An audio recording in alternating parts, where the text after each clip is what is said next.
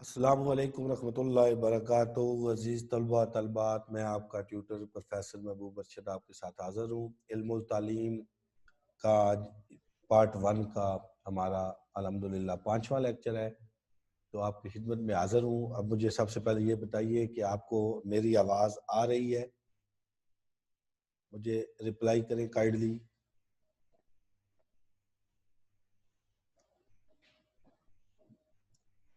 آپ کو میری آواز آ رہی ہے؟ کائنڈلی مجھے رپلائی کریں۔ آج جو ہمارا ٹاپک ہے، آج ہم نے جو پڑھنا ہے وہ پارٹ 1 کا علم التعلیم کا جو ہے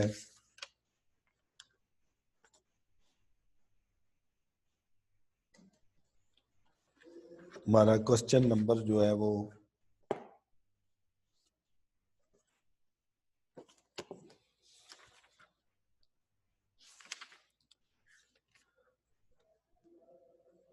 نصاب سے کیا مراد ہے؟ نصاب کے عناصر بیان کریں۔ امتحانی نقطہ نگاہ سے اگر پیپر میں سوال آتا ہے تو وہ اس طرح آئے گا، نصاب سے کیا مراد ہے، نصاب کے عناصر بیان کریں۔ تو اس انداز میں یہ سوال جو ہے وہ پیپر میں آئے گا۔ سب سے پہلے جو ہے وہ ہم نصاب کریکلم جو ہے وہ دیکھیں گے کہ نصاب کیا چیز ہے، اس کے لغوی معنی کیا ہے، اس کے اصطلاحی معنی کیا ہے، اور یہ کیا چیز ہے۔ نصاب وہ شاہراہ ہے جس پر چل کر طالب علم اپنی منزل تک پہنچتا ہے۔ نصاب وہ رستہ ہے جس پر چل کر ایک طالب علم نے اپنی منزل تک جانا ہے۔ سمپل لفظوں میں اس کی تعریف جو ہے میں نے وہ کر دی ہے۔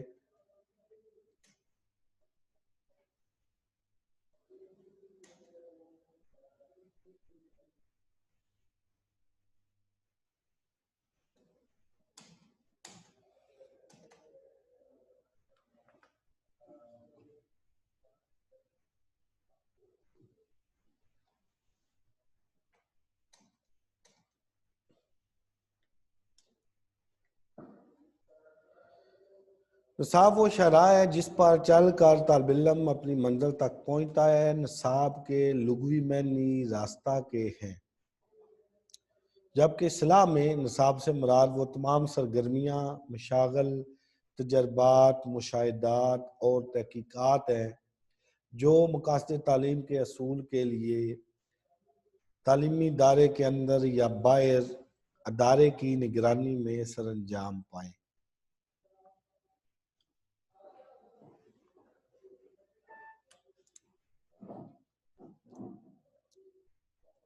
تو تعریف جو ہے میں نے ابھی پڑھی ہے، میں اس کو آپ سکرین پر آپ دیکھیں گے، اس حساب سے میں اس کو آپ کو ساتھ لے کر چلوں گا تاکہ آپ کو سمجھ آئے۔ نصاب سے مراد وہ علوم اور سرگرمیوں کا ایک ایسا مجموعہ ہے جو کسی بھی تعلیمی نظام کے زیر اہتمام طالب علم کے لیے فراہم کیا جاتا ہے، جس کے مطابق وہ تعلیم حاصل کرنے کی کوشش کرتا ہے۔ یہ نصاب کی ایک جامعہ تعریف ہے جو میں نے آپ کو ابھی بتائی ہے، آپ سکرین پر اس کو دیکھ رہے ہیں۔ 2 نمبر کے شارٹ کوسچن میں اگر یہ سوال آ جائے تو آپ نے یہ تعریف تیار کرنی ہے۔ اس تعریف کو سکرین پر آپ دیکھ رہے ہیں، میں ایک دفعہ پھر اس کو ریپیٹ کر رہا ہوں، آپ سنیں۔ نصاب سے مراد علوم اور سرگرمیوں کا ایک ایسا مجموعہ ہے جو کسی بھی تعلیمی نظام کے زیر اہتمام طالب علم کے لیے فراہم کیا جاتا ہے، جس کے مطابق وہ تعلیم حاصل کرنے کی کوشش کرتا ہے۔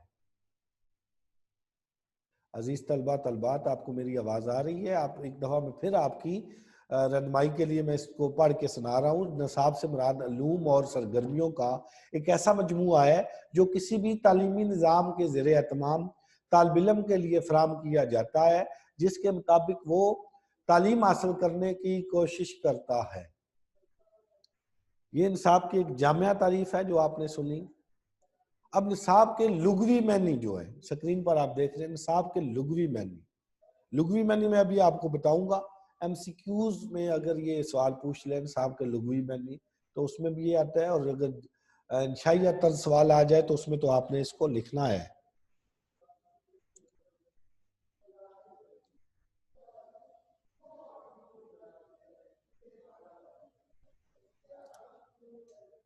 نصاب کے لغوی معنی راستے کے ہیں۔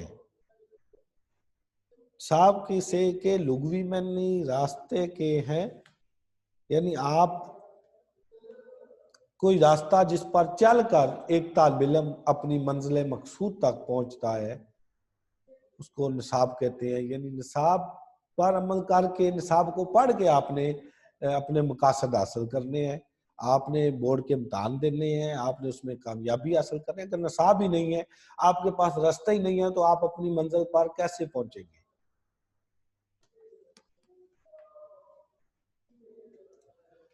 اب سوال عزیز طلبہ یہ جو ہے کہ مسلمانوں کے جو تعلیمی لٹریچر ہے اس میں نصاب کے لیے کون سا لفظ استعمال کیا گیا ہے؟ مسلمانوں کا جو تعلیمی لٹریچر ہے نصاب کے لیے لفظ کون سا استعمال ہوا ہے؟ یہ سوال ایم سی کیوز میں بھی آئے گا اور شارٹ کوسچن میں بھی اکثر پوچھا گیا. آپ پرانے پیپر اٹھائیں ان کو دیکھیں تو اس میں آیا ہوگا کہ مسلمانوں کے تعلیمی لٹریچر میں نصاب کے لیے کیا لفظ استعمال ہوا ہے. تو اس کا جواب ہے، آپ سکرین پر دیکھ رہے ہیں، منہاج. مسلمانوں کے تعلیمی لٹریچر میں نصاب کے لیے منہاج کا لفظ استعمال ہوا ہے. مسلمانوں کے تعلیمی لٹریچر میں نصاب کے لیے منہاج کا لفظ استعمال ہوا ہے.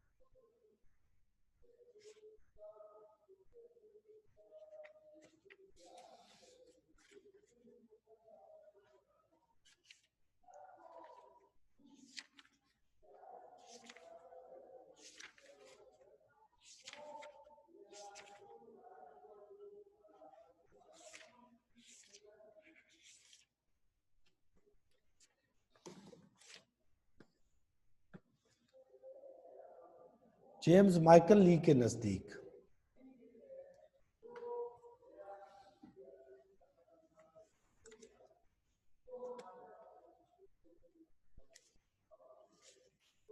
مختلف ماہرین تعلیم نے عزیز طلبہ طلبات مختلف تعریفیں کی ہیں نصاب کی.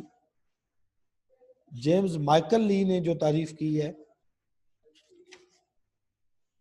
وہ تعریف میں آپ کو پڑھاؤں گا، کیونکہ اس کی یہ تعریف جیمز مائیکل لی کی تعریف زیادہ امپورٹنٹ تعریف ہے، یہ زیادہ بار نصاب میں آئی ہے.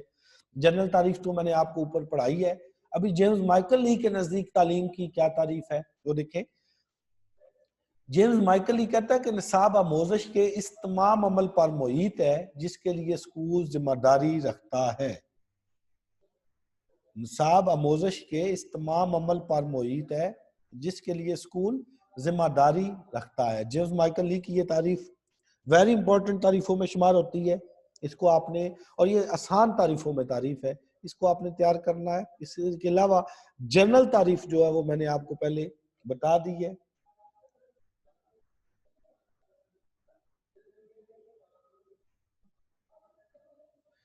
اگر نصاب کا تجزیہ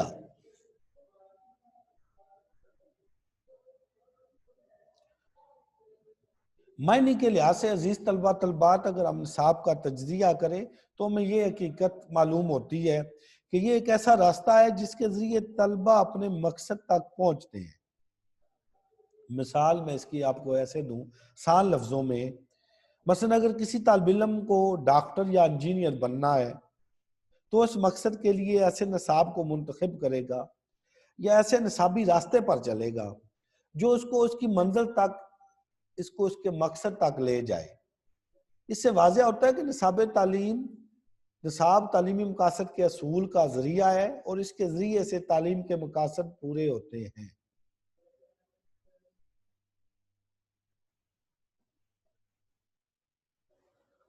اس بحث سے دوسرا نتیجہ ہم یہ نکالتے ہیں کہ نصاب خاص مقاصد کے تحت تدوین کیا جاتا ہے.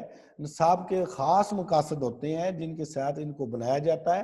اس کا ایک پہلو یہ بھی عزیز طلبہ طلبات ہے کہ نصاب ایک ایسا راستہ ہے جس پر دوڑ کر فرد اپنی منزل حاصل کرتا ہے، چلنے اور دوڑنے میں فرق یہ ہے کہ چلنے میں عدم دلچسپی اور امنگ کی کمی محسوس ہوتی ہے، جب دوڑنے میں فرد کی دلچسپی اور ارادہ پایا جاتا ہے اور فرد متحرک نظر آتا ہے۔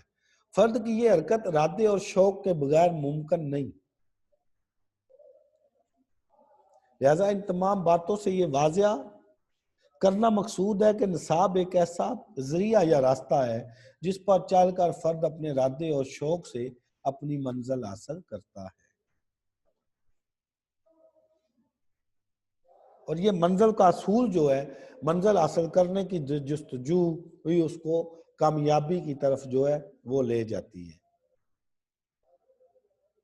حقیقت یہ ہے کہ محنت اور ارادے کے بغیر کوئی چیز نہیں سیکھی جا سکتی۔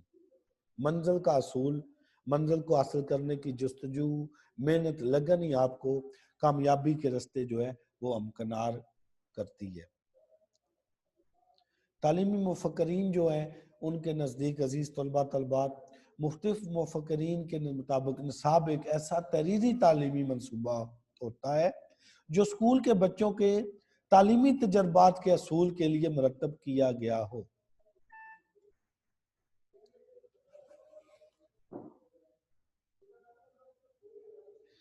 اس لیے تعلیم نصاب ایک باقاعدہ تعلیمی لائحہ عمل ہے، ایک لائحہ عمل ہے جس کی تکمیل تعلیمی ادارہ کرتا ہے، جہاں طلباء کو ان کی صلاحیتوں کے مطابق تعلیمی تجربات مہیا کیے جاتے ہیں۔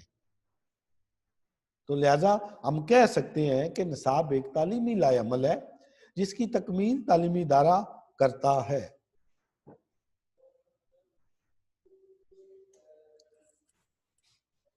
نصاب جو ہے ایک واضح عمل یا منصوبہ ہے، ایک واضح تعلیمی لائحہ عمل ہے، ایک منصوبہ ہے۔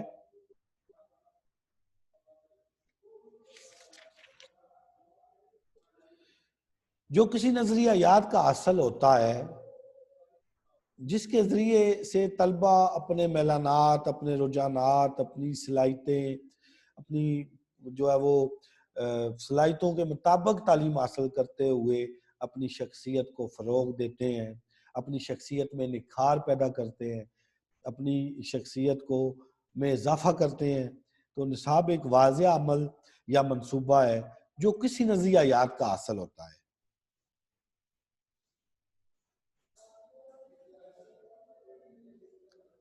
اس کے بعد تحریری دستاویز ہے۔ نصاب ایک جو ہے وہ باقاعدہ اگر کہا جائے کہ تحریری دستاویز ہے تو یہ بھی غلط نہ ہوگا۔ نصاب تعلیم و تدریس کی ایک ایسی تحریری دستاویز ہے جس کے ذریعے سے ایک استاد، معلم طلبہ کے تعلیمی تقاضوں کو پورا کرتا ہے اور ان کی جسمانی، ذہنی، جذباتی، معاشرتی اور روحانی تربیت کرتا ہے۔ لہذا ہم اس میں یہ بھی وضاحت کے لیے کہہ سکتے ہیں کہ تعلیم و تدریس کی ایک ایسی دستاویز جس کے ذریعے استاد اپنے طالب علموں کے تعلیمی تقاضے پورے کرتا ہے اور اس کی تربیت، روحانی تربیت کرتا ہے، اور اس دستاویز پر عمل کرتے ہوئے کامیابی جو ہے اس راستے پر چلتا ہے اور کامیابی حاصل کرتا ہے۔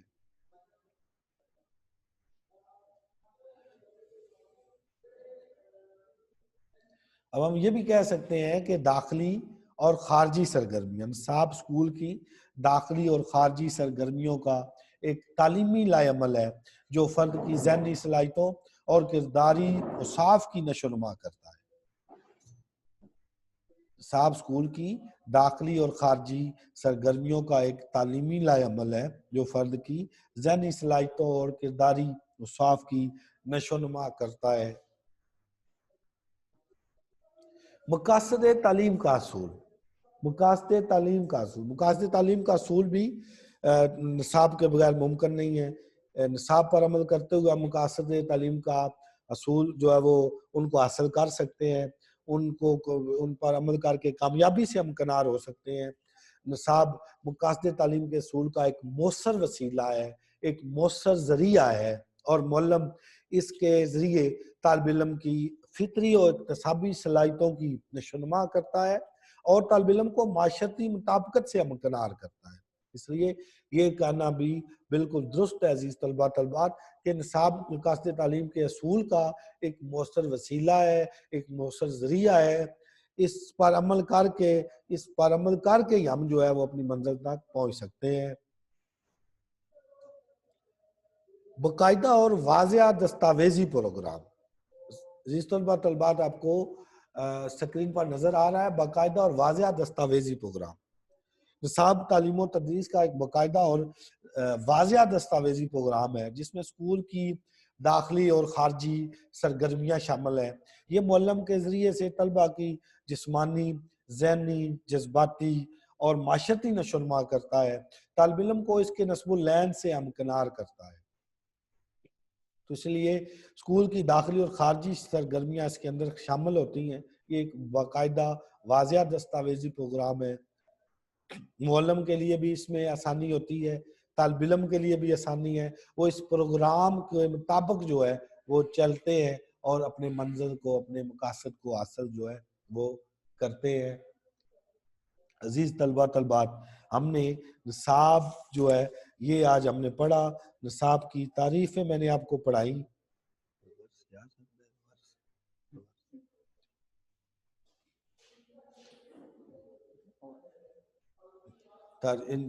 نصاب کی لغوی میں نے آپ کو پڑھائے۔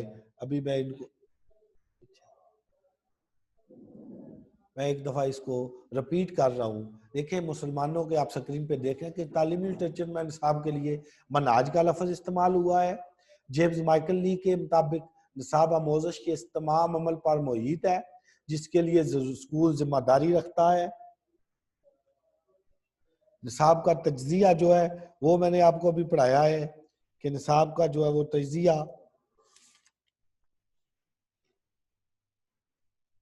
ایک باقاعدہ عمل ہے۔ اس کے ذریعے ہمیں پتہ چلتا ہے کہ تعلیمی مقاصد کس حد تک پورے ہو رہے ہیں۔ نصاب کے خاص مقاصد جو ہے وہ بھی میں نے ابھی آپ کو پڑھائے ہیں کہ خاص مقاصد کیا ہے۔ نصاب خاص مقاصد کے تحت جو ہے وہ تدوین کیا جاتا ہے۔ منزل کا اصول جو ہے وہ نصاب کی وجہ سے جو ہے وہ ہم اپنی منزل حاصل کر سکتے ہیں، منزل تک پہنچ سکتے ہیں۔ نصاب ایک تعلیمی لائے عمل ہے، نصاب ایک باقاعدہ تعلیمی لائے عمل ہے جس پر عمل کر جس کی تکمیل ادارہ کرتا ہے اور جس پر چل کر ہم اپنے مقاصد حاصل کرتے ہیں۔ نصاب ایک تحریری تعلیمی منصوبہ ہوتا ہے جو اسکول کے بچوں کے تعلیمی تجربات کے حصول کے لیے مرتب کیا جاتا ہے۔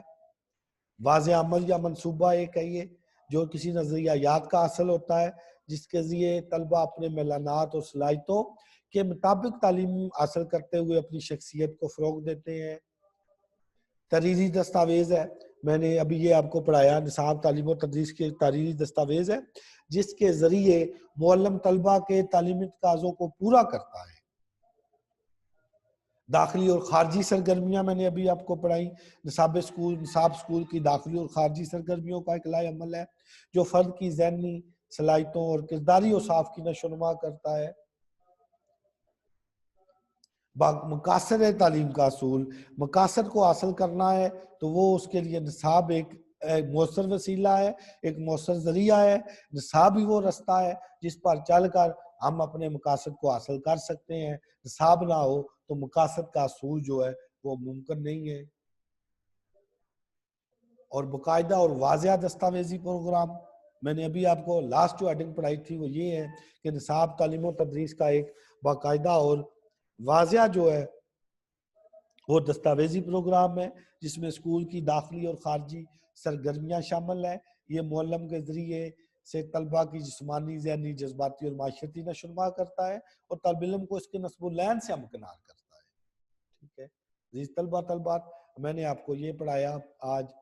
ابھی نصاب کے عناصر جو ہے آپ کو وہ بھی ساتھ پڑھائے جا رہے ہیں کیونکہ کل آپ کی کلاسز آف ہیں، کل آپ کی کلاسز نہیں ہوں گی، اس لیے آپ کو اضافی پڑھایا جا رہا ہے تاکہ آپ چھٹی والا دن بھی کور کریں اور اضافی مواد اگر آپ کے پاس موجود ہوگا، آپ نے پڑھا ہوگا، جس وقت بھی آپ کو اضافی ٹائم ملتا ہے آپ اس میں اس کی تیاری کر سکتے ہیں، آپ اس پر عمل کر سکتے ہیں۔ ابھی میں نصاب کے عناصر جو ہے وہ بھی کوسچن آپ کو ساتھ پڑھا رہا ہوں تاکہ آپ جو ہے وہ آپ کے پاس اضافی مواد ہو، جس وقت بھی آپ کو ٹائم ملے آپ اس کو پڑھیں، اور امپورٹنٹ سوالوں میں سے یہ ایک سوال شمار ہوتا ہے۔ نصاب کے عناصر، نصاب کے جو ہے وہ ماہرین تعلیم نے 4 اجزاء جو ہے وہ بتائے ہیں، 4 عناصر یہاں پر 4 اجزاء ہوتے ہیں جو منطقی لحاظ سے نصابی عمل کے لیے ضروری ہیں۔ یاد رہے، میں اپنی سلسل کے لیے سابقہ جو علم جو میں نے پڑھایا اس کو ساتھ میں لا رہا ہوں کہ نصاب سازی کا عمل مسلسل اور دائری عمل ہے، اور اس مسلسل عمل میں یہ چاروں اجزاء نہایت اہم کردار ادا کرتے ہیں۔ نصاب کے یہ جو 4 اجزاء ہیں یہ درج ذیل ہیں، ان کو میں ہیڈنگ وائز تفصیل کے ساتھ ابھی آپ کو پڑھاؤں گا تاکہ آپ کے ذہن میں یہ بات جو ہے وہ بیٹھ جائے۔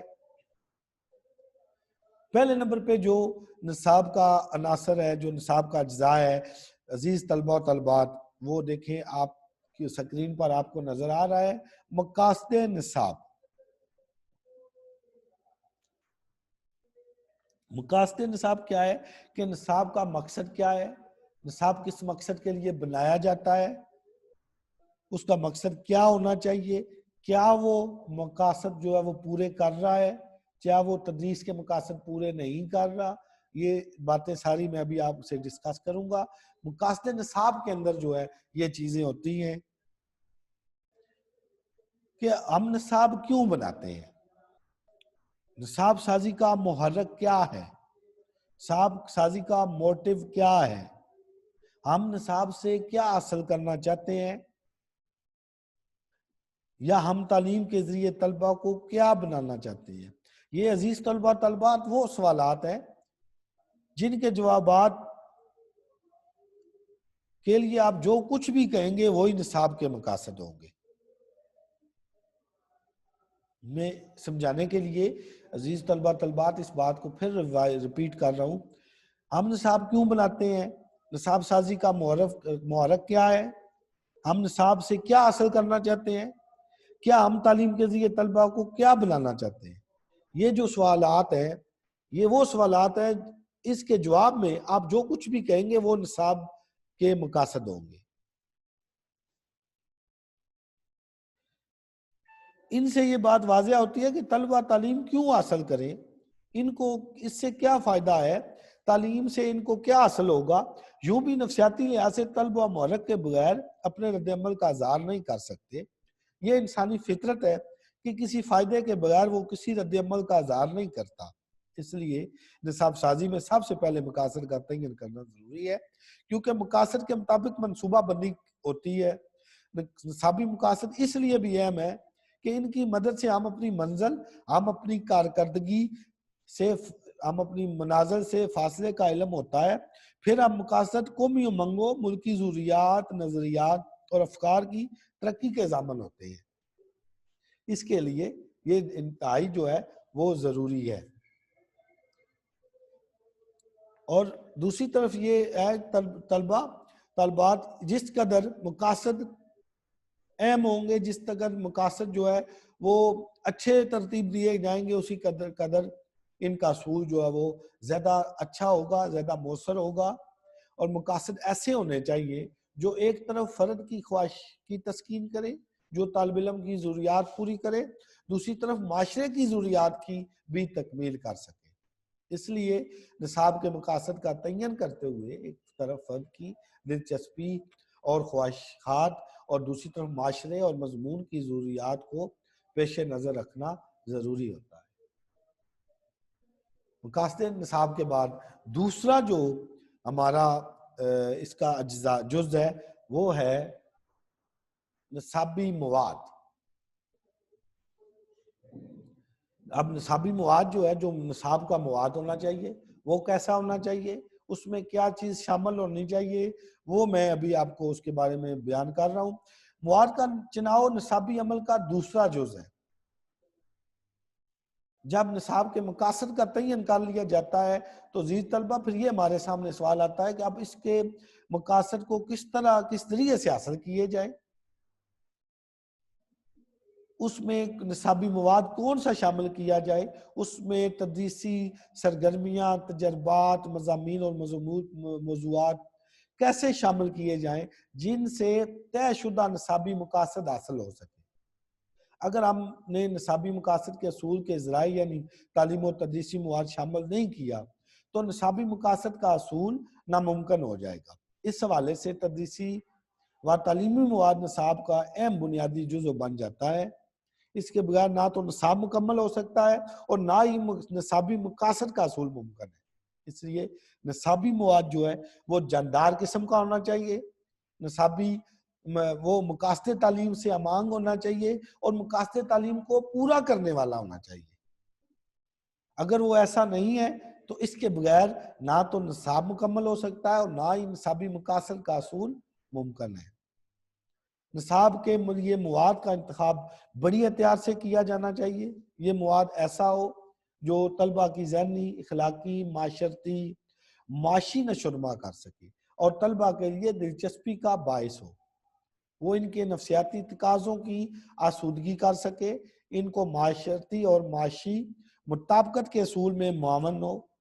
وہ بتدریج آسان سے مشکل اور مشکل سے مشکل تر کی طرف جائے۔ اس کی تنظیم بتدریج ہو، اس میں تسلسل ہو، اس میں توازن جیسی خصوصیات کو، اس نصابی مواد جامعہ ہونا چاہیے، نصابی مواد معیاری واضح ہونا چاہیے، زندگی سے مربوط اور افادی ہونا چاہیے۔ یہ ساری خوبیوں کا عمل نصابی مواد ہونا چاہیے۔ ایسا مواد ان خوبیوں کے مطابق ہوگا، ان خوبیوں کو لیے ہوئے ہوگا تو ایسا نصابی مواد جاندار ہوگا اور اپنے مقاصد کے اصول میں بہتر اور معاون ثابت ہوگا۔ نصابی مواد کے بعد اب تیسرا مرحلہ جو آتا ہے وہ طریقہ تدریس کا ہے۔ مقاصد نصاب بھی ہوگے، نصابی مواد جو ہم نے جو ہے پڑھانا ہے وہ بھی ہوگا۔ اب سوال یہ آتا ہے کہ اس نصابی مواد کو طلبہ و طالبات تک کس طریقہ تدریس کے تحت پہنچایا جائے، کون سا طریقہ اختیار کیا جائے، نصابی مواد کو طلبہ تک کس طرح پہنچایا جائے کہ طلبہ اس کو خوشی خوشی قبول کر لیں، معلم جو کچھ بھی پڑھائے وہ طلبہ کے ذہن نشین ہو جائے اور جو توقعات ہم طلبہ سے رکھتے ہیں وہ پوری بھی ہو جائیں اور نصاب کے طے شدہ مقاصد بھی حاصل ہو جائیں۔ طے شدہ مقاصد کے اصول کے لیے طلبہ تک نصابی مواد کی ترسیل کے لیے ایسے تدریسی طریقوں کا انتخاب کیا جائے جو طلبہ کی ذہنی استعداد اور متعلقہ مضمون یا مواد کی ضروریات کے مطابق ہو۔ طلبہ کی دلچسپی اور مواد کی نوعیت کے پیش نظر موضوع تدریسی طریقہ کا انتخاب ضروری ہوتا ہے۔ عزیز طلبہ طلبات میں اس بات کا بھی یہاں پہ آپ کو اضافہ کر دوں کہ تدریس کے دوران حسب ضرورت موقع کے لحاظ سے سمعی و بصری معاونات اور امدادی اشیاء بھی استعمال کی جاتی ہیں۔ تدریسی طریقہ جس قدر مؤثر ہوگا اسی اعتبار سے نصابی مقاصد کا اصول ممکن ہوگا۔ نصاب کو عملی جامعہ بنانے والا شخص معلم ہے۔ اگر معلم نے نصاب کو بہتر اور مؤثر طریقہ تدریس کے ذریعے طلبہ تک پہنچا دیا تب بھی نصابی مقاصد کا اصول ممکن ہوگا۔ لہذا معلم کے لیے ضروری ہے کہ طلبہ کی نفسیات سے واقف ہو، ان کی دلچسپیوں سے واقف ہو، ان کی خواہشات سے واقف ہو، تاکہ علم کے ساتھ ساتھ نصابی مواد پر مکمل عبور رکھتے ہوئے وہ تدریسی طریقوں اور تدریسی ٹیکنالوجی کا استعمال کرے تاکہ تعلیم کا عمل جو ہے وہ مؤثر اور دیر پا ہو اور مؤثر طریقے سے طریقہ تدریس جو ہے وہ استعمال کر کے اپنے مقاصد جو ہے وہ ان کو حاصل کر سکے۔ چوتھے نمبر پہ جائزہ کا ایک جو ہے جز ہے۔ نصاب کے 4 اجزاء جو میں نے آپ کو پڑھایا آپ سکرین پہ دیکھ رہے ہیں۔ مقاصد نصاب، دوسرے نمبر پہ نصابی مواد، تیسرے نمبر پہ طریقہ تدریس، چوتھے نمبر پہ جائزہ ہے۔ جائزہ سے مراد سمپل میں آپ کو سمجھا دوں کہ جو کچھ ہم نے نصاب بنایا، جو کچھ ہم نے نصابی مواد شامل کیا، جو کچھ ہم نے طریقہ تدریس جو ہے جس کے استعمال کر کے وہ مواد طالب علموں تک پہنچایا، یہ سارے کا ایک جائزہ کا عمل ہے۔ اس کا جائزہ لیا جاتا ہے کہ وہ نصاب کس حد تک کامیاب ہے، کس حد تک نصابی مواد جو ہے وہ مقاصد کے اصول میں معاون ہے اور جو طریقہ کار استعمال کیا گیا وہ کس حد تک جو ہے وہ کامیاب ہے یا وہ ناکام ہے، وہ تدریس کے مقاصد پورے کر رہا ہے، ہمیں مقاصد تعلیم حاصل ہو رہے ہیں، ان سب چیزوں کا جائزہ لیا جاتا ہے۔ مواد کا چناؤ نصابی عمل کا دوسرا جزو ہے اور آخری مرحلہ جو ہمارا یہاں پہ آتا ہے وہ نصابی جائزے کا ہے۔ نصابی جائزے میں نصاب کے تمام اجزاء کی کارکردگی اور ان کے مؤثر ہونے کا جائزہ لیا جاتا ہے۔ سب سے پہلے یہ دیکھا جاتا ہے کہ نصاب کے تمام اجزاء کہاں تک نصابی مقاصد کے اصول میں کامیاب رہے۔ یہ جائزہ نصابی مقاصد، نصابی مواد، طریقہ تدریس کو خوب سے خوب تر بنانے میں رہنمائی کرتا ہے۔ نصابی جائزہ لینے کے طریقے بھی ہیں، جو نصابی جائزہ لینے کے لیے رسمی اور غیر رسمی طریقے اختیار کیے جاتے ہیں۔ رسمی طریقے میں طلبہ کی کارکردگی کا جائزہ لینے کے لیے مختلف طریقوں سے امتحان لیا جاتا ہے، جو زبانی ہو سکتا ہے، تحریری ہو سکتا ہے، عملی طریقوں سے ہو سکتا ہے۔ نصابی جائزہ میں نصاب کے تمام عناصر پر نظر رکھنا ہوتی ہے۔ ہو سکتا ہے مقاصد ایسے ہوں جو طلبہ کی رسائی سے باہر ہوں۔